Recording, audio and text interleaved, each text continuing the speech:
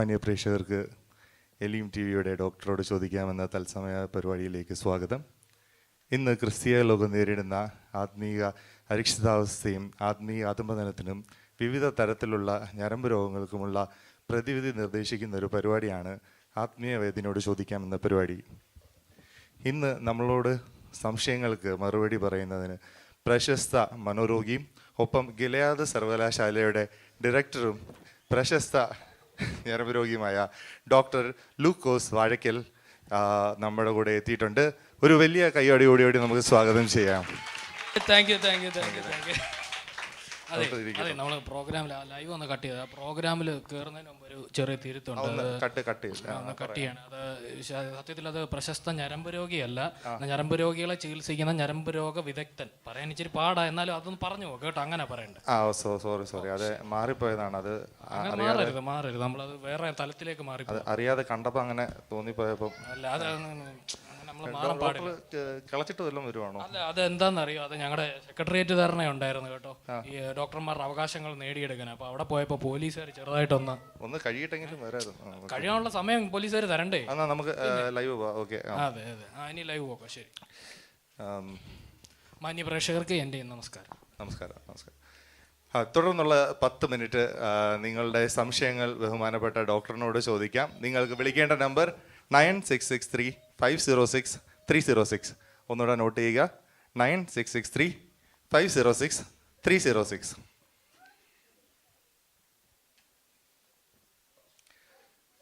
നമുക്ക് കോളുകൾ വരുന്നുണ്ട്, അപ്പം നമുക്ക് അതിലേക്ക് കിടക്കാം. അപ്പോൾ ഡോക്ടറിൻ്റെ ഈ പ്രവർത്തന രീതികളൊക്കെ ഒന്ന് വിശദീകരിക്കാമോ?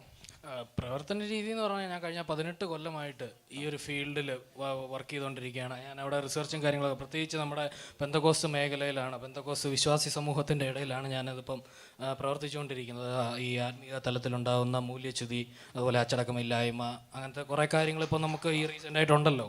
അപ്പോൾ അതിലൊക്കെയാണ് ഇപ്പം ഞാനിപ്പോൾ പഠനവും ഗവേഷണവും ഒക്കെ നടത്തിക്കൊണ്ടിരിക്കുന്നത്. അത് വളരെ വളരെ ഈ കാലത്ത് വളരെ ആവശ്യമുള്ള ഒരു, പിന്നെ ഏറ്റവും അത്യാവശ്യമുള്ള എല്ലാ സഭകളും നേരിടുന്ന വലിയ ഒരു പ്രശ്നം തന്നെയാണ് അല്ലേ ഡോക്ടർ? ഓക്കെ, നമുക്ക് ഇപ്പോൾ ഒരു കോളർ വരുന്നുണ്ട്, നമുക്ക് കോളറിലേക്ക് കടക്കാം. ഹലോ, എലീം ചർച്ച് ഓഫ് ഗോഡിൻ്റെ ടിവിയുടെ ഡോക്ടറോട് ചോദിക്കാം എന്ന പ്രോഗ്രാമിലേക്ക് സ്വാഗതം. ആരാണ് വിളിക്കുന്നത്? ഹലോ, ഡോക്ടറോട് ചോദിക്കാവുന്ന പരിപാടിയല്ലേ? അല്ല, ഇവിടെ കുക്കറി ഷോ ആണ്, ഞങ്ങൾ ചിക്കൻ വറുത്തോണ്ടിരിക്കുകയാണ്. എന്താ എന്റെ പൊന്ന് സഹോദരി, ഡോക്ടറോട് ചോദിക്കാമെന്ന പരിപാടിയാന്ന് പറഞ്ഞിട്ടല്ലേ വിളിക്കുന്നത്? വിളിച്ചു പറഞ്ഞോളൂ, ചോദിച്ചോളൂ. ഞാൻ ചാവക്കാട്ടൻ ചിന്നമ്മയാണേ സംസാരിക്കുന്നത്. പറഞ്ഞോളൂ. ഡോക്ടർ ഉണ്ടോ? ഡോക്ടറുണ്ട്. ഹലോ ചിന്നമ്മ, പറഞ്ഞോളൂ. ഡോക്ടറെ, എന്റെ പ്രശ്നം എന്താന്നേ, ഞാൻ ഈ സാക്ഷ്യം പറയാൻ തുടങ്ങിയാലേ പിന്നെ അതങ്ങ് നിർത്താൻ പറ്റുന്നില്ലെന്നേ. എന്ത് ചെയ്താലും നിർത്താൻ പറ്റുന്നില്ല. പിന്നെ സ്ഥലകാലബോധം നഷ്ടപ്പെടുന്ന ഒരു അവസ്ഥയാ. ഒരാഴ്ചത്തെ കാര്യം മുഴുവൻ പറയണ്ടേ എന്റെ ഡോക്ടറെ? കുറ്റം പറയാൻ പറ്റുമോ? ഞാനൊക്കെ പറഞ്ഞു തീരുമ്പത്തേക്കും പാസ്റ്റർ ആശീർവാദം പറയാറാകും. പാസ്റ്റർ ഭാഗ്യം, പിന്നല്ല പ്രസംഗിക്കാനും വേറെ ആരും വേണ്ടല്ലോ ചിന്നമ്മേ. ഇതുമൂലമേ ഞാൻ ഭയങ്കര മാനസിക വിഷമത്തിലാ. ഇതൊരു രോഗമാണോ ഡോക്ടറെ? ചാവക്കാട്ടുന്നുള്ള ചിന്നമ്മേ, ഇതൊരു രോഗം തന്നെയാണ് കേട്ടോ. വൈദ്യശാസ്ത്രത്തിൽ ഇതിനെ ഞങ്ങൾ സാക്ഷിമാന്യ നിർത്തില്ലായ്മ എന്നാണ് ഞങ്ങൾ പറയുന്നത്. അത് പെട്ടെന്ന് എല്ലാവർക്കും പിടുത്തം കിട്ടാത്തൊരു പേരാണ്, സാക്ഷിമാന്യ നിർത്തില്ലായ്മ. അപ്പോൾ ഇതിന് നമുക്കിപ്പോൾ ഭയപ്പെടാനൊന്നുമില്ല, നമുക്ക് ചികിത്സിച്ച് മാറ്റാവുന്നൊരു കാര്യമേ ഉള്ളൂ കേട്ടോ. അപ്പോൾ ഞാനിതിന് വേണ്ടുന്ന മരുന്നുകളും കാര്യങ്ങളും ഒക്കെ പറഞ്ഞുതരാം. ഇത് ഈ മിക്ക സഭകളിലും ആൾക്കാരുടെ ഇടയിൽ കണ്ടുവരുന്നൊരു കാര്യമാണ്, പ്രത്യേകിച്ച് ഈ 50 വയസ്സിന് മുകളിലോട്ടുള്ള സ്ത്രീകൾ. ഞാൻ സ്ത്രീ സമൂഹത്തെ അടച്ചാക്ഷേപിക്കുകയാണെന്നാരും പറയരുത്, ചില പുരുഷന്മാരിൽ ഇതൊക്കെ കാണാറുണ്ട്. അപ്പോൾ ചിന്നമ്മ ഒരു കാര്യം ചെയ്യുക, ഒരു പേനയും പേപ്പറും എടുത്ത് ആ മരുന്നൊന്ന് നോട്ട് ചെയ്തിരുന്നെങ്കിൽ. അപ്പോൾ അവിടെ ഈ ഗിലയാദ് മെഡിക്കൽ സ്റ്റോർ എന്ന് പറഞ്ഞിട്ടൊരു മെഡിക്കൽ സ്റ്റോർ ഉണ്ട്. നിങ്ങളുടെ അവിടെ ഔട്ട്ലെറ്റ് ഉണ്ടോയെന്ന് എനിക്ക് അറിയത്തില്ല. അപ്പോൾ അതിൻ്റെ ഔട്ട്ലെറ്റ് മിക്കവാറും എല്ലായിടത്തും ഉള്ളതാണ്. അപ്പോൾ അവിടെ പോയിട്ട് അച്ചടക്കത്തിൻ്റെ ടാബ്ലറ്റ് ഒരു സ്ട്രിപ്പ് മേടിക്കണം.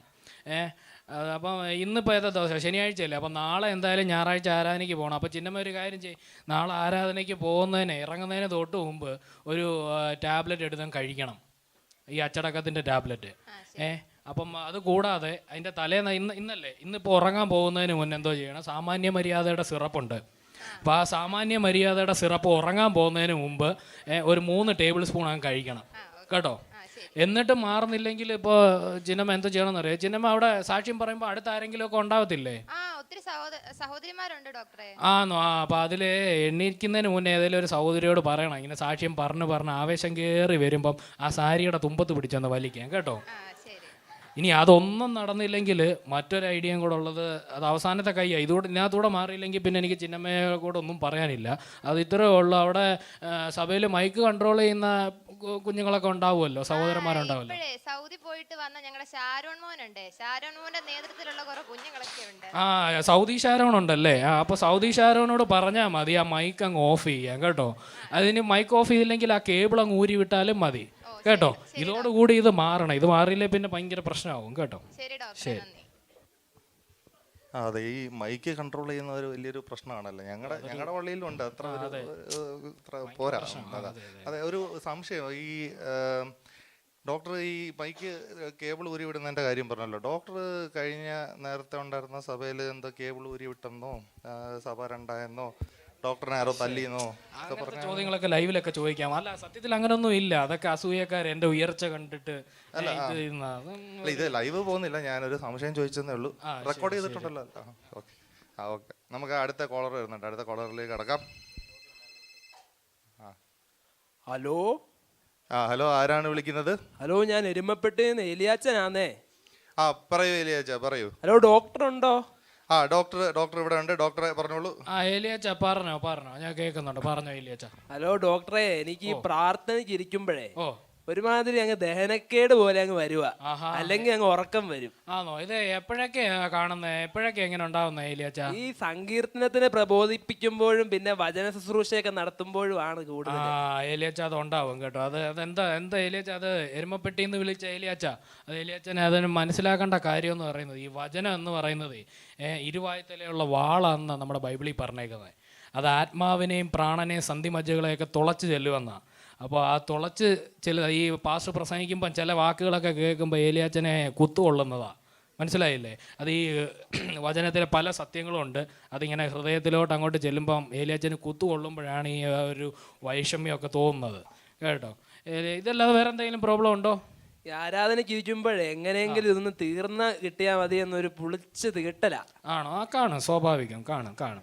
അത് അപ്പോൾ ഏലിയാച്ചനൊരു കാര്യം, ഏലിയാച്ചൻ്റെ സ്ഥലം എവിടാന്നാ പറഞ്ഞേ? എരുമപ്പെട്ടി. എരുമപ്പെട്ടിയിൽ എരുമപ്പാലല്ലാതെ വേറെ എന്തെങ്കിലും കിട്ടുമെന്ന് എനിക്ക് അറിയത്തില്ല. നമുക്കിതിന് വേണ്ടത് വചനം എന്ന മായമില്ലാത്ത പാലാണേ. അതവിടെ കിട്ടാൻ സാധ്യത ഉണ്ടോയെന്ന് എനിക്കറിയത്തില്ല. അപ്പം വചനം എന്ന മായമില്ലാത്ത പാലെടുത്തിട്ട് നമുക്കതിനകത്ത് 3 അഭിഷേക തൈലം ആഡ് ചെയ്യണം. അഭിഷേകമൊക്കെ ഉണ്ടോ എലിയാച്ച ഇപ്പോഴും? അതൊക്കെ പണ്ടുണ്ടായിരുന്നു, ഇപ്പം അങ്ങ് പോയി. അതൊക്കെ അങ്ങ് ഇപ്പോൾ ഇല്ലല്ലോ, അതങ്ങ് പോയില്ലയോ? അപ്പോൾ അഭിഷേകം എങ്ങനെയെങ്കിലും ഒന്നുകൂടെ ഇരുന്ന് പ്രാർത്ഥിച്ചിട്ട്, അഭിഷേകം ഇല്ലാതെ ഒരു പരിപാടി നടക്കത്തില്ല നമുക്ക് കേട്ടോ. അപ്പോൾ അത് മാത്രം പോരാ, മനസ്സിനെ ഒന്ന് ഏകാഗ്രമാക്കി ആരാധനയ്ക്ക് ഇരിക്കുമ്പോൾ മറ്റ് ചിന്തകളൊക്കെ ഒന്ന് വിട്ടിട്ട് ഒന്ന് പ്രാർത്ഥിച്ചൊക്കെ ഒന്ന് ഇരിക്കണം. ഈ ഉറക്കമൊക്കെ വരുമ്പോൾ ഹല്ലേലൂയ സ്തോത്രം എന്നൊക്കെ പറഞ്ഞാൽ ഉറക്കം അങ്ങ് പൊയ്ക്കോളും. ശരി ഡോക്ടർ. അപ്പോൾ എന്നിട്ടും മാറിയില്ലെങ്കിലേ അച്ഛനൊരു കാര്യം ചെയ്യും. ഞാൻ ഇനി നോക്കിയിട്ട് ഒറ്റ വഴിയേ ഉള്ളൂ. അച്ഛൻ വല്ല സമുദായ സഭയിലോട്ടും അങ്ങ് തിരിച്ചു പോയാൽ മതി കേട്ടോ. കോളങ്ങ് കട്ട് ചെയ്താ, ഇനി അതിനകത്തൊന്നും. ഓക്കെ. ഇത് വളരെ കോംപ്ലിക്കേറ്റഡ് ആയിട്ടുള്ള ഒരു പ്രശ്നമാണ്. കോംപ്ലിക്കേറ്റഡ് എന്നുള്ളത് മാത്രമല്ല, ഇതൊക്കെ നേരെ മാനസാന്തരപ്പെട്ടിട്ടൊന്നും വരുന്നില്ലെന്നേ, ചുമ്മാ സമുദായ ചാടി കയറി വരുന്നതല്ലേ.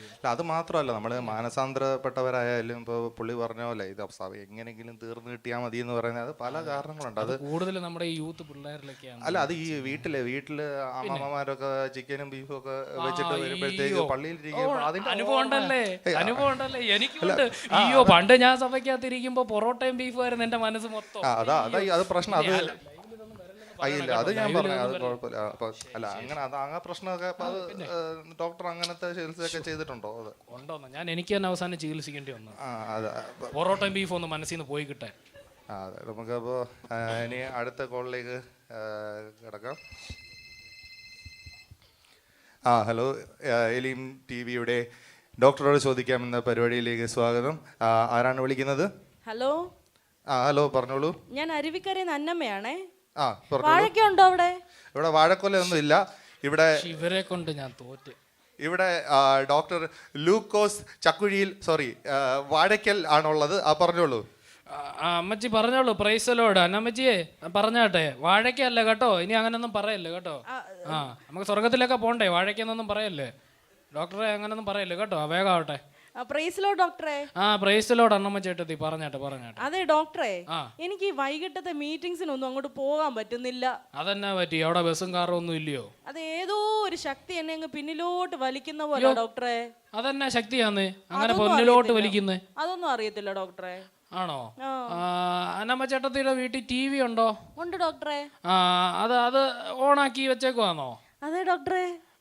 അത് ഓഫാക്കാറേ ഇല്ലല്ലേ? അതിപ്പോ റിമോട്ട് കാണുന്നില്ല ഡോക്ടർ. ഈ സാഹചര്യങ്ങൾ റിമോട്ട് കാണത്തില്ല. പിന്നെ അമ്മച്ചി, ഇപ്പോഴും 7 മണിക്ക് ചന്ദനമഴ എന്ന് പറയുന്ന സീരിയൽ ഇപ്പോഴും ഉണ്ടോ? അയ്യോ ഡോക്ടറിന് അതെങ്ങനെ കൃത്യമായിട്ട് മനസ്സിലായി? അതെ, എൻ്റെ ഭാര്യയ്ക്കും കുറച്ച് നാൾ ഇതേ അസുഖം ഉണ്ടായിരുന്നു കേട്ടോ. ഒന്നും പറയണ്ട എന്റെ ഡോക്ടറെ. ആദ്യത്തെ 10 മിനിറ്റ് ഒന്ന് കണ്ടിട്ട് പോവാന്ന് വിചാരിക്കുവേ, പക്ഷെ ഓരോ നിമിഷം കഴിയുമ്പോഴും കഥ കൂടുതൽ സംഭവ ബഹുലമായേക്കുവാ. എല്ലാം കഴിഞ്ഞ് എങ്ങനെങ്കിലും ഒന്ന് ഓടി പിടിച്ച് എത്തുമ്പോഴത്തേക്കും വൈകും. എന്തോ ചെയ്യും? ഇതിനെന്തെങ്കിലും മരുന്നുണ്ടോ ഡോക്ടറെ? പിന്നെ ഉണ്ടല്ലോ, തീർച്ചയായിട്ടും ഉണ്ടല്ലോ. ദൈവസേനയിൽ നമുക്ക് എല്ലാത്തിനും മരുന്നുണ്ട്, പരിഹാരങ്ങളും പ്രതിവിധികളും ഉണ്ട് കേട്ടോ. അപ്പോൾ ഈ രോഗത്തിന് നമ്മൾ മെഡിക്കൽ ഫീൽഡിൽ പറയുന്നത് കണ്ണിടർച്ച എന്നാണ് പറയുന്നത്. ഇത് നമ്മുടെ ആത്മീയ കോളത്തിൽ വലിയൊരു പ്രശ്നമായിട്ട് മാറിക്കൊണ്ടിരിക്കുകയാണ്. ഇതിന് പ്രത്യേകിച്ച് ഈ ന്യൂ ജനറേഷൻ കാലഘട്ടത്തിൽ ഇപ്പോൾ പഞ്ചേന്ദ്രിയങ്ങളെ ആൾക്കാർക്ക് നിയന്ത്രിക്കാൻ പറ്റാത്തൊരവസ്ഥയാണ് കേട്ടോ. ഇപ്പം തന്നെ കാണില്ലേ, ചർച്ചിനകത്ത് എത്ര പേര് അവിടെ ഇരുന്ന് പുറയിലൊക്കെ ഇരുന്ന് മോവിഞ്ചാനൊക്കെ ഇരുന്ന് ഫോൺ ഉപയോഗിച്ചുകൊണ്ടിരിക്കുക. എന്തിനാണോ ഇങ്ങോട്ട് വരുന്നത്? അതുപോലെ പല പല പ്രശ്നങ്ങളുണ്ട് കേട്ടോ. ഇങ്ങനെ ഫോണിൽ തോണ്ടി അങ്ങ് ഇരിക്കും. സോറി, ഞാൻ പെട്ടെന്ന് വിഷയത്തിൽ നിന്ന് അങ്ങ് വഴുതി മാറിപ്പോ കേട്ടോ. അപ്പോൾ അന്നാമ കേൾക്കുന്നുണ്ടോ? ഉണ്ട് ഡോക്ടറെ. അപ്പോൾ ഇതിന് പ്രത്യേകിച്ച് അങ്ങനെ നമുക്ക് മരുന്നായിട്ടില്ല. ഇതിന് ഞങ്ങൾ കണ്ടുപിടിച്ചേക്കുന്ന ഒരു പ്രതിവിധി എന്ന് പറയുന്നത്, ഇപ്പം അവിടെ കേബിളിന് അടുത്ത മാസം ഉണ്ടല്ലോ പൈസ അടയ്ക്കണ്ട കേട്ടോ. അപ്പം കേബിളിന് പൈസ കൊടുക്കാനുള്ള പൈസ കൊണ്ടുവന്ന് ഞായറാഴ്ച പാസ്റ്റർക്ക് സ്വോത്രാഴ്ച കൊടുത്തേക്കണം. അപ്പോൾ അങ്ങനെയാണെങ്കിൽ സ്വാഭാവികമായിട്ടും കേബിള് അവരങ്ങ് കട്ട് ചെയ്തോളും.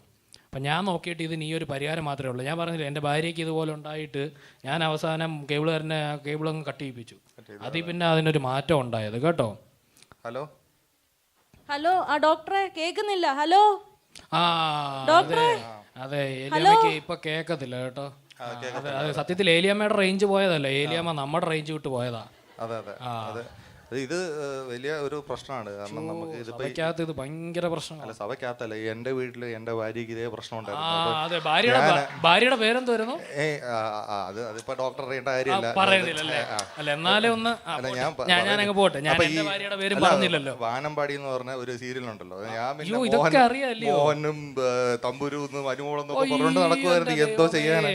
പിന്നെ ഞാനും അങ്ങ് കണ്ട്, പിന്നെ ഞാനും പാസ്റ്ററിന്റെ അടുത്ത് പോയി പ്രാർത്ഥിച്ചു കഴിഞ്ഞപ്പോഴേ എനിക്ക് തന്നെ ഒരു വിടുതൽ 12,000 എപ്പിഡോസ് വരെ പോയില്ലേ? അയ്യോ കണ്ട് എന്റെ ഉപ്പാട് വന്ന്. നമുക്ക് അടുത്ത ഒരു കോളറിലേക്ക് പോയാലോ ഡോക്ടറെ? ശരി. ഓക്കെ. പിന്നെ നിങ്ങളിവിടെ വെള്ളമൊന്നും തരത്തൊന്നുമില്ലല്ലോ. ഞാൻ ലൈവ് കഴിഞ്ഞിട്ട് ഞാൻ പറഞ്ഞുതരാം. എനിക്ക് ദാഹിക്കുന്നുണ്ട്, എനിക്ക് തന്നെ കിട്ടിയില്ല. ആരാണ് വിളിക്കുന്നത്? ഹലോ. ഹലോ അപ്പച്ചി പറയൂ, ഇത് ഡോക്ടറോട് ചോദിക്കാമെന്ന പരിപാടിയാണ്, പറഞ്ഞോളൂ. ഹലോ, ഞാൻ കൂറ്റാട്ടുകുളത്തുനിന്ന് കുഞ്ഞമ്മയാണ് വിളിക്കുന്നത്. കുഞ്ഞമ്മ പറഞ്ഞോളൂ. കുഞ്ഞമ്മ ഡോക്ടർ. അമ്മേ പറഞ്ഞോ. അമ്മയ്ക്ക് സംസാരിക്കാനൊക്കെ ആവുമോ? ഡോക്ടർ മോനെ. എന്തോ എന്തൊരു സ്നേഹം നോക്കിയാണ് ഈ അമ്മച്ചി. അതെ അമ്മച്ചി പറഞ്ഞോ. ഡോക്ടർ മോനെ, എനിക്ക് ശാസ്ത്രത്തിന് എഴുന്നേറ്റ് ഉടനെ പാട്ട് പാടണം. അയ്യോ, അതൊരു വലിയൊരു പ്രശ്നമല്ലല്ലോ.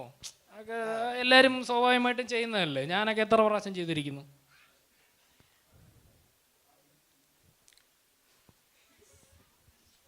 അപ്പോൾ അമ്മച്ചിക്ക് എത്ര വയസ്സുണ്ട്? അത് ഡോക്ടർ മോനെ, വരുന്ന ചിങ്ങത്തിൽ 97 തികയും. അപ്പോൾ ചിങ്ങം വന്നില്ലെങ്കിൽ അമ്മച്ചിക്ക് പ്രായം കൂടത്തില്ലെന്നാണോ പറയുന്നേ? എന്നാലും അമ്മച്ചിയെ, ഇത് അങ്ങനെ ഈ സാക്ഷ്യത്തിന് എഴുന്നേൽക്കുമ്പോൾ പാട്ട് പാടുന്ന അങ്ങനെ വലിയ രോഗമൊന്നും അല്ല കേട്ടോ. അപ്പോൾ ഇതൊരു ശീലമാണ്, അതൊരു വലിയ പ്രശ്നമായിട്ട് കാണണ്ട എന്നാണ് എൻ്റെ ഒരു ഇത്. അതല്ല മോനെ ഡോക്ടറെ, ഇപ്പോഴത്തെ എന്റെ പ്രശ്നം വന്നു ഇപ്പൊ എന്ത് ചെയ്യണേലും എനിക്ക് പാട്ട് പാടണം. അയ്യോ, അതൊരു ഭയങ്കര പ്രശ്നമാണല്ലോ കുഞ്ഞമ്മച്ചി. എന്ത് ചെയ്താലും അങ്ങ് പാട്ട് പാടും അല്ലേ? അതെ മോനെ. അപ്പൊ അമ്മച്ചി പണ്ട് വല്ല ഗാനമേള ട്രൂപ്പിൽ വല്ല ആയിരുന്നോ? അയ്യോ, അത് ഡോക്ടർ മോൻ അറിയാമോ? കൊള്ളാം. ഗാനമേള ട്രൂപ്പിൽ നിന്ന് മാനസാന്തരപ്പെട്ട് വരുന്നവർക്കാണ് ഈ അസുഖം മെയിനായിട്ടുള്ളത് കേട്ടോ. അപ്പോൾ ഇതിനെ നമുക്ക് വിഷമിക്കാനൊന്നുമില്ല, നമുക്ക് ഇതിനൊരു പരിഹാരമുണ്ട് കേട്ടോ. ഞാൻ പറയുന്ന കാര്യങ്ങളൊക്കെ ചെയ്യണമോ? അമ്മച്ചിക്ക് അവിടെ കൂട്ടിന് മക്കളൊക്കെ ഉണ്ടോ?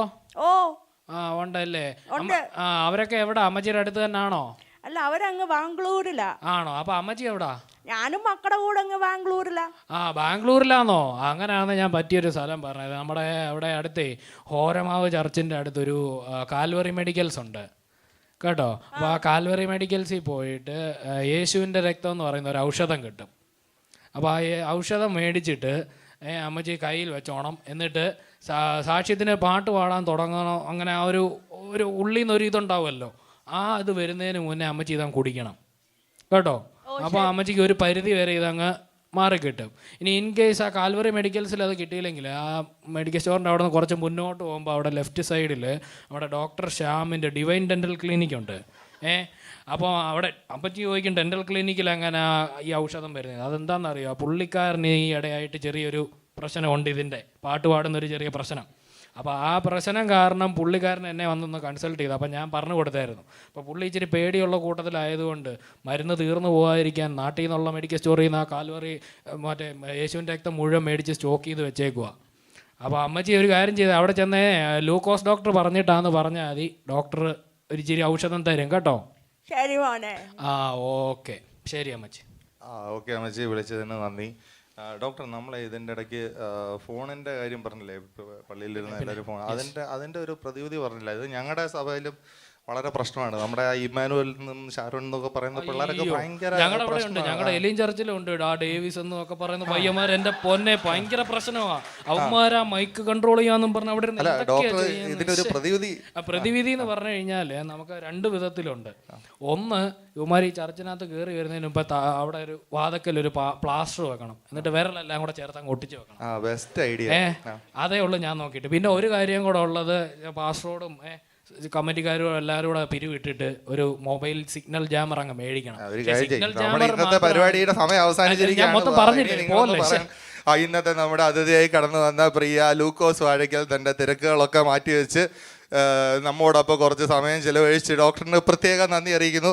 തിരക്കൊന്നും ഇല്ലെന്നറിയാം, വേറെ നന്ദിയാണല്ലോ. എന്തായാലും അടുത്ത എപ്പിസോഡിൽ വീണ്ടും ആരും വിളിക്കത്തില്ല, എന്നാലും കാണാം എന്ന് വിശ്വസിക്കുന്നു. നിങ്ങൾ വിളിച്ചില്ലെങ്കിലും ഞാൻ വരും. എല്ലാവർക്കും നന്ദി.